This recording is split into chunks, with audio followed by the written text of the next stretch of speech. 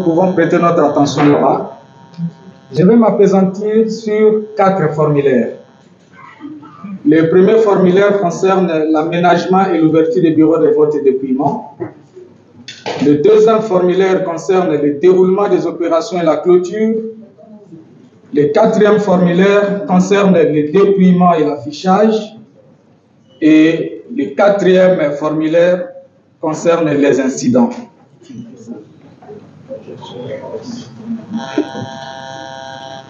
Si vous pouvez permettre à ceux qui sont assis également de voir, ça serait intéressant.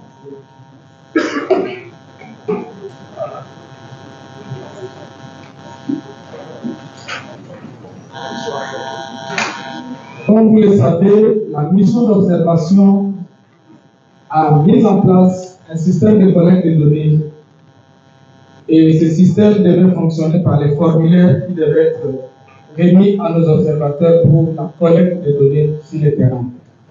Et ces formulaires sont élaborés sur base de la loi, du cadre juridique, mais également des principes directeurs qui régissent les élections démocratiques.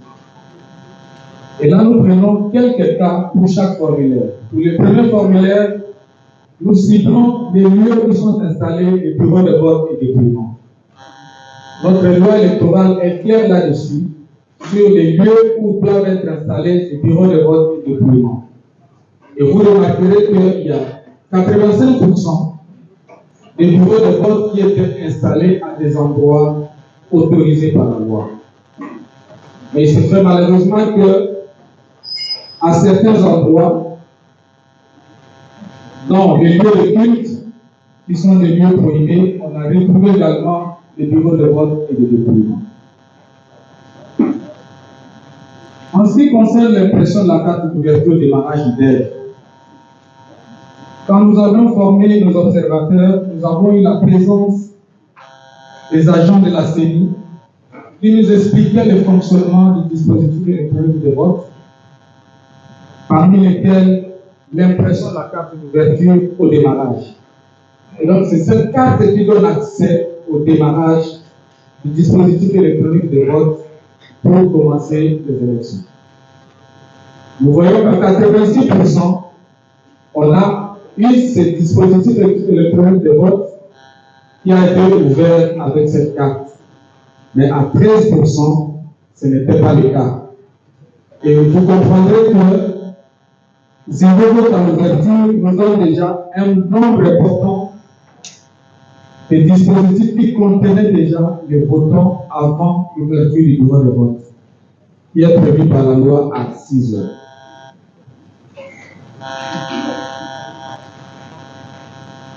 L'installation du bureau de vote et de dépouillement requiert un certain nombre de matériels qui doivent permettre le bon déroulement des opérations de vote.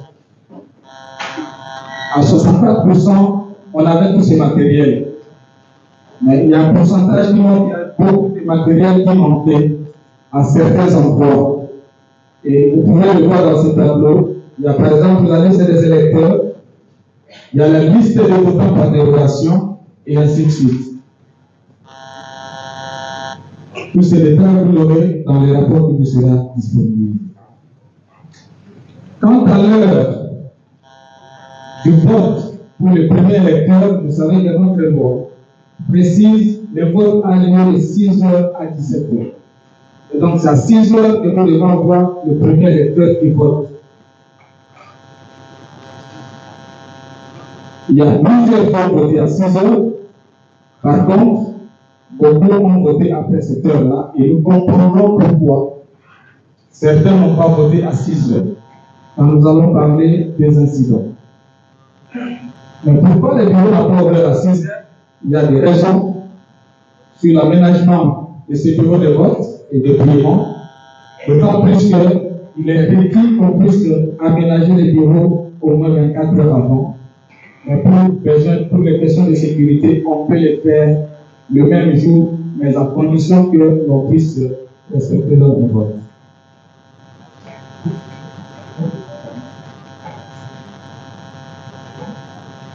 Les procédures d'ouverture des votes, c'est un élément important qui permet aux témoins, aux observateurs, aux journalistes de voir si les membres du bureau de vote ont respecté ces procédures.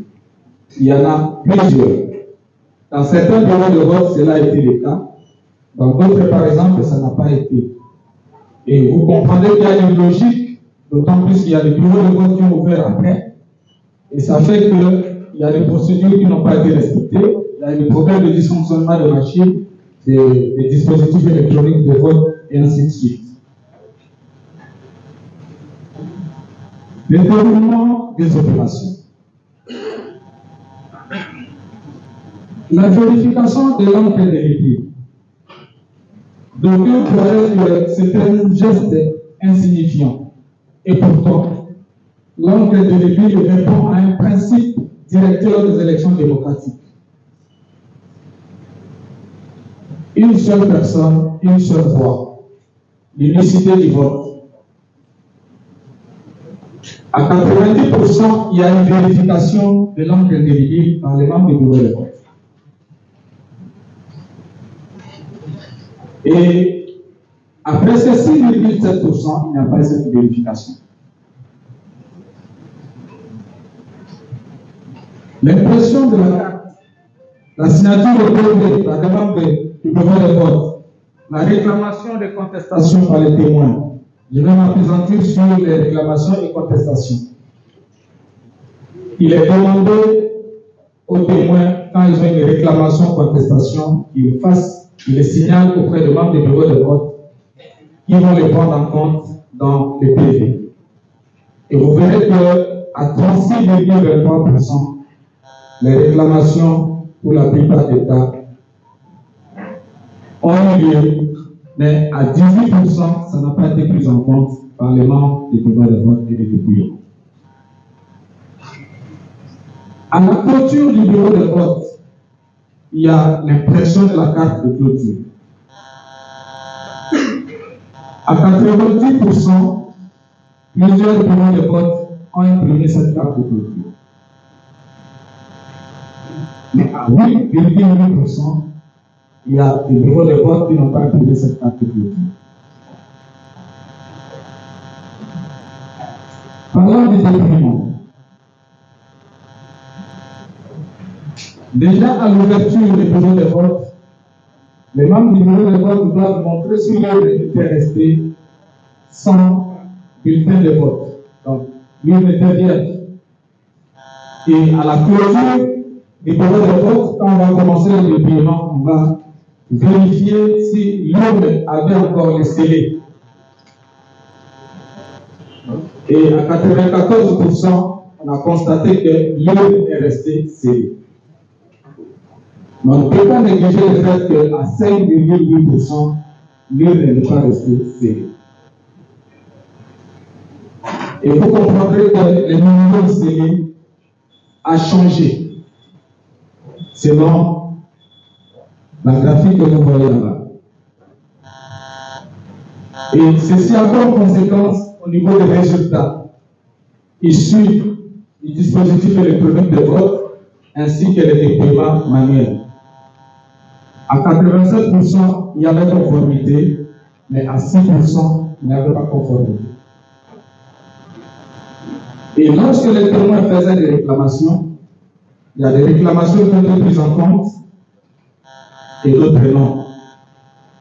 Et le rapport, il est là.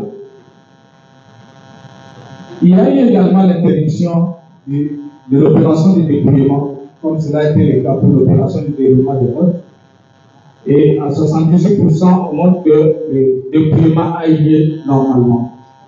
Par contre, à 16%, il y a eu cette interdiction, et pour les raisons que nous allons évoquer tantôt.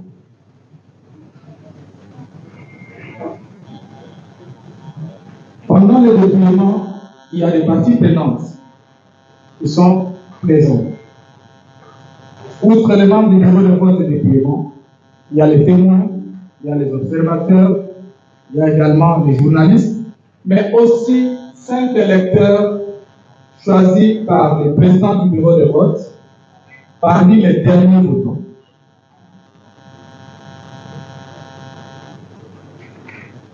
Ça nous montre qu'il y a eu 41,82% de cette présence de même au niveau des observateurs et témoins. Mais à 36,1%, il y a d'autres qui ont manqué, d'autres parties prenantes qui n'étaient pas là. Comme vous le voyez de l'autre côté. Mais après le dépouillement, il y a la constitution des prix. Et comme vous le savez, ces prix doivent servir à d'autres parties prenantes qui interviennent dans les contentieux. Il y a la présence des témoins. On suppose qu'ils doivent être là pendant le déroulement de tout le processus. C'était à 66%. Mais à 15%, il y avait absence de témoins. Il y avait également le refus d'accès au bureau de vote pour qu'ils ne prennent pas part à ces opérations.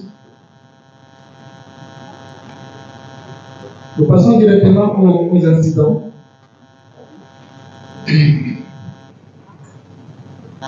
Quels sont les types d'incidents que la mission d'observation Symposium a collectés? Il y a 38% de dysfonctionnement du dispositif électronique de vote. Et à 13%, les bureaux de vote n'étaient pas ouverts. Les raisons, vous les aurez dans les documents qui seront à votre disposition. Il y a eu des cas de violence. Il y a eu des cas d'arrestation. Et on a signalé aussi que nos observateurs étaient violentés. Il y en a qui étaient arrêtés même. Et parmi ces observateurs, il y avait des femmes. Il y a eu des cas d'achat de vote dans le bureau de vote et de dépouillement. On l'a constaté. Il y a des cas de bureaux de vote et de dépouillement qui étaient saccagés, incendiés. Nous avons documenté cela. Et vous aurez dans un document annexe un certain nombre d'incidents qui reviennent sur ce que nous avons documenté. Voilà un peu les quelques faits que nous avons observés, mais vous aurez tous ces détails dans un document qui sera à votre disposition pour en prendre connaissance. Je vous remercie. Et l'Église du Christ au Congo, à travers leur commission justice et paix, dans le but de contribuer à la promotion d'un processus électoral inclusif, transparent, compétitif et apaisé, qui accroît la légitimité des institutions étatiques et consacre ainsi la prévention de la paix, la cohésion et la stabilité en République démocratique du Congo. La MOE-SYNCO SCC se base sur les normes internationales pour les élections démocratiques ainsi que le cadre légal congolais. Elle met en évidence des recommandations spécifiques pour l'amélioration des processus électoraux à venir en République démocratique du Congo. Pour la réalisation de ces objectifs, la MOE a fait recours à une méthodologie d'observation électorale mixte qui allie l'observation dite classique avec un déploiement de 23 944 observateurs de court terme et 500 observateurs de long terme. Un dispositif de comptage dépouillement parallèle de voix pour la vérification indépendante des résultats sur base d'un échantillon aléatoire représentatif de 1056 bureaux de vote et de dépouillement dans les 26 provinces et 176 villes et territoires concernés par l'organisation des scrutins du 20 décembre 2023. Aussi, la surveillance électorale avec au moins 11 000 surveillants électoraux et 3 000 membres des clubs d'écoute sélectionnés parmi les radios communautaires affiliées à la SYNCO et à l'SCC, déployés dans les villes et chefs-lieux des territoires administratifs, de la RDC bien sûr, pour renforcer la couverture nationale en collectant spécifiquement les cas d'incidents qui sont documentés dans l'annexe de la présente déclaration. Une équipe de 15 analystes pluridisciplinaires a élaboré une liste de contrôles qualitatifs et quantitatifs composée de 5 formulaires d'observation du jour des scrutins, soit, je cite les différents formulaires que nous avons utilisés pendant cette période. 1. Aménagement et ouverture des bureaux de vote et de dépouillement. 2. Déroulement et clôture du vote.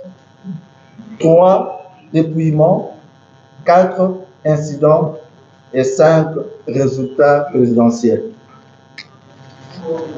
La formation des observateurs a été réalisée en cascade. Une équipe de super formateurs a été mise à niveau à Kinshasa pour assurer la formation de 500 observateurs de long terme au niveau des chefs-lieux de province et dans la ville de Béni. À leur tour, les 500 ORT ont formé les observateurs de court terme au niveau des territoires et communes. Pour la remontée des données au niveau national, la MOE a recouru au système de collecte et traitement des données dénommé ELMO, développé par le Centre Carter. Ce système a permis aux observateurs de transmettre leurs rapports d'observation par SMS ou smartphone, et c'est en temps réel. 260 agents du call center recrutés au sein de l'Université catholique du Congo et l'Université protestante du Congo ont été formés et déployés en 7 call centers différents à travers 4 sites dans la ville de Kinshasa pour veiller à l'assurance qualité des données transmises, le suivi des observateurs à distance et la continuité des services en cas de dysfonctionnement du système ou coupure des SMS et Internet. Dieu merci, il n'y a pas de coupure. Ainsi, 42 796 rapports soumis par les observateurs jusqu'au 25 décembre 2023 ont été traités pour soutenir cette déclaration préliminaire. Donc, les données que nous allons présenter ici, c'est celles que nous avons collectées jusqu'au dimanche, parce qu'il fallait avoir quelques jours pour traiter chacune des données, les 42 000 et quelques, et se rassurer qu'on avait les bonnes données sur base desquelles on pouvait écrire cette déclaration préliminaire.